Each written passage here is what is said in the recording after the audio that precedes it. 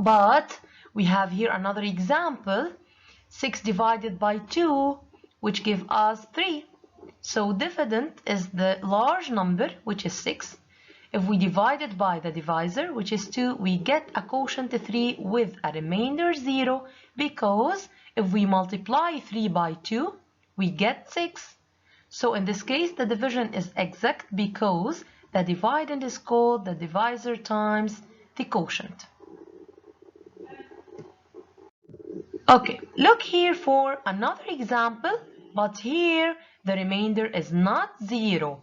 For example, if we want to divide 39 by 5, we go to the times table 5, we ask ourselves, if we multiply 5 by what, we can get a number that's near 39, but it's not greater than 39. So we found 7 as a quotient.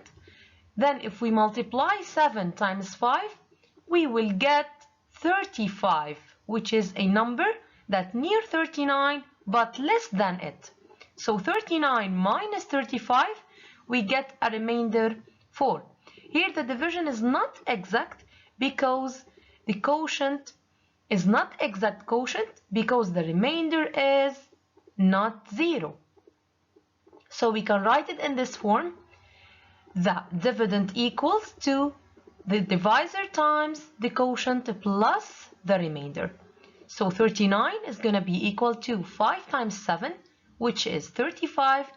If we add 4 to it, we get 39, right? So 35 plus 4 is 39. This is the form how to express an Euclidean division with a remainder not 0. Here's another example. For example, 27 divided by 5. We go also to the times table 5. We ask ourselves, 5 times what will give a number near 27 but is less than it? Excellent, so it is 5 times 5 will give us 25. We subtract 25 from 27, we get a remainder 2. So we can write it in the form of 27 equals to 5 times 5, the divisor times the quotient, plus the remainder, which is 2. Here's the third example. For example, 75 divided by 9. If we ask ourselves in the times table 9, what is a number we can multiply it by 9 in order to get a number near 75 but less than it? So excellent, we found a quotient 8, which is when we multiply it by 9, we get 72. Now we subtract 72 from 75 in order to get a remainder 3. So we can write it in the form of the dividend 75, which is equal to the divisor times the quotient plus the remainder. So 9 times 8 is 72, plus 3 it is 75. Here's another example, also a remainder not 0. 7 equals to 3 times 2 plus 1, because 7 divided by 3 cannot be found 7 in the times table of 3, but we go and search for a quotient that we can multiply it by 3 and we can get a number near 7. We found that it's 2.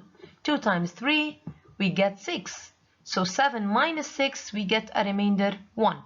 We can write it in the form of 7 equals to 3 times 2, which is 6, plus 1 will give us 7. Sometimes things cannot be divided equally, and there are some left over.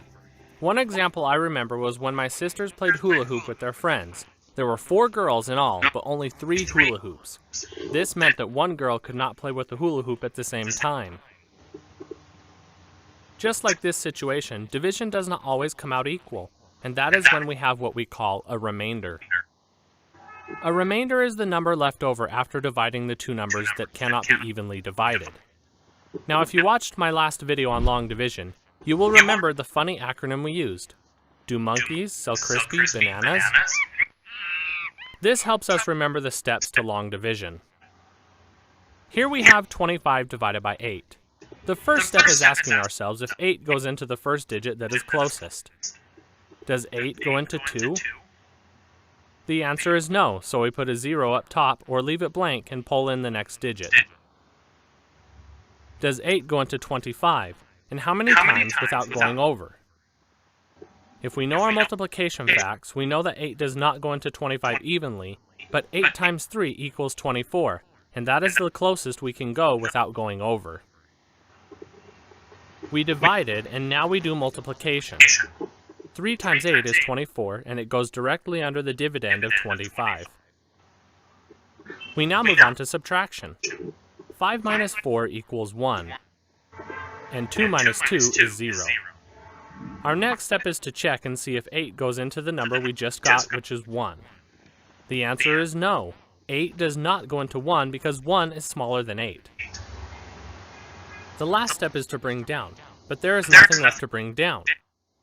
The question is, what do we do with our leftover or remainder? We will take this number 1 and put it up here with our answer.